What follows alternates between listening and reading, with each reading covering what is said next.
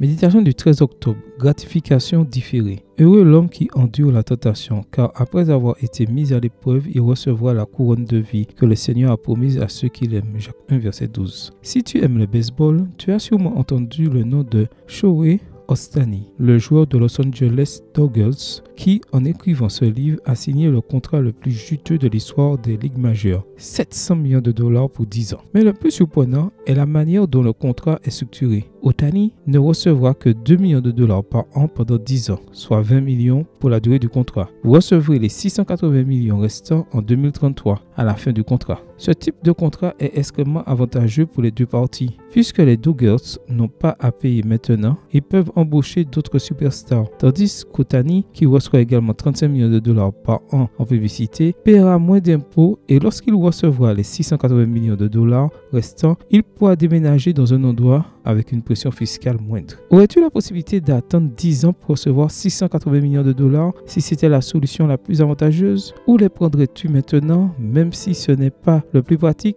En choisissant la première option, Ohtani a montré qu'il connaissait les avantages de la gratification différée. Même si aucun d'entre nous ne peut recevoir un contrat de 700 millions de dollars, nous sommes chaque jour confrontés à des situations dans lesquelles nous devons choisir entre le présent et l'avenir, entre quelque chose de bon aujourd'hui et quelque chose de meilleur demain. Le meilleur exemple en est peut-être la vie éternelle. Choisir l'éternité avec Jésus demande discipline, maîtrise de soi et persévérance. Cela implique de renoncer au plaisir du présent, conscient que ce que Dieu a préparé pour nous est bien meilleur. Paul indique que nous le faisons pour gagner une couronne qui ne se fanera jamais. 1 Corinthiens 9, verset 25, Bible en français courant. C'est pourquoi nous regardons non point aux choses visibles, mais à celles qui sont invisibles, car les choses visibles sont momentanées et les invisibles sont éternelles. 2 Corinthiens 4, verset 18. Aujourd'hui, je t'invite à suivre l'exemple de ceux qui choisissent le meilleur, comme Jésus qui, au lieu de la joie qui lui était proposée, il a supporté la croix, méprisé la honte, et s'est assis à la droite du trône de Dieu. Hébreux 12, verset 2. Amen.